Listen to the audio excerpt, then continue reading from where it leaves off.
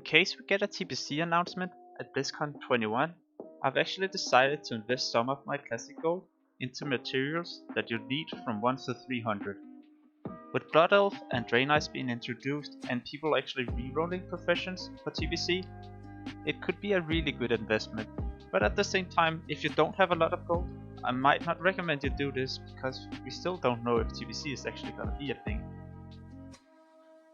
Alright, so for the actual guide, what you can expect of this is gonna be me showing you the materials I'm investing into right now and how come it's these materials that I am actually buying. In TBC, the new profession is gonna be Jewelcrafting, and for Jewelcrafting you need a ton of gems in order to level up. The mats right now are really cheap, and that's most likely because most engineers and blacksmithers who actually use the gems too are already maxed out.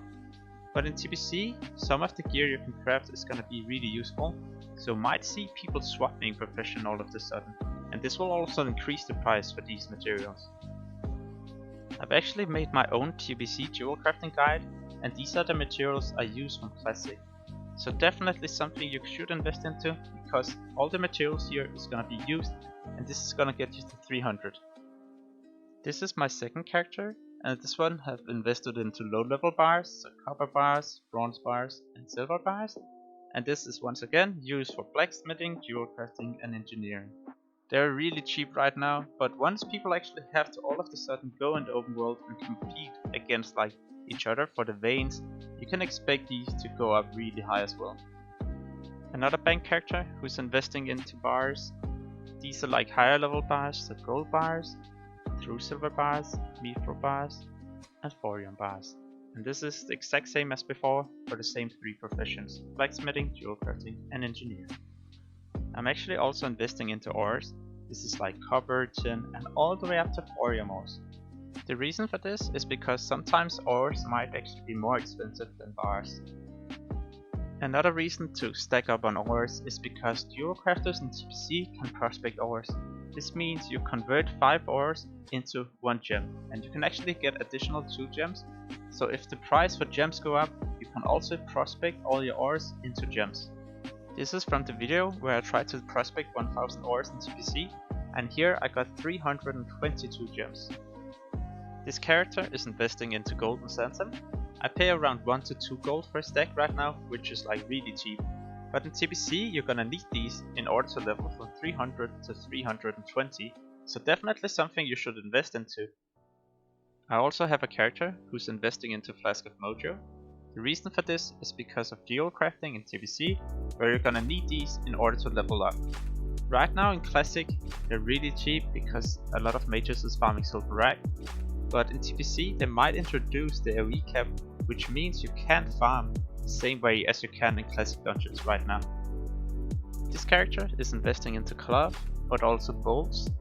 The reason why I like bowls is because they take way less space. So like I could easily have a few stacks of linen cloth, but I could also just convert it into 1 stack, and this way I can actually stack up way more of this. In TBC, Mooncloth bags actually still give skills. So like a really risky investment could be investing into Mooncloth. But this is only if you have a lot of gold, or if you're actually thinking about maxing tailoring yourself as fast as possible. The downside of this is for sure the fact that you won't have any balls of netherweave. The good thing though is that you can easily reach 330, 340 by doing it like this, and this will actually make people have time to start farming the netherweave fluff. Send the cloth to an alt who has 300 tailoring, convert it into balls, grant skills, and when you have done this, you simply return it to your main. I'm also investing into leather. The reason for this is because a lot of hardcore people in TBC will go for leatherworking. There's some insane mandatory rewards you have to go for. So definitely something I'm investing into right now, as it will be a good profit later on. In the end of this guide, I'm actually gonna show you all the different materials I'm buying. So it's gonna be starting with like ores and bars and so on. These are the different kind of ores and bars I buy. And yeah, this was an investment for jewelcrafting, engineering, and blacksmithing. These are the gems I buy. It's mainly an investment for jewelcrafting. But yeah, it's gonna be useful for the engineers and blacksmithers too. There's only one herb I really focus on, and that was the golden sandstone. The reason for this is because in TBC you're gonna need these from 300 to like 320.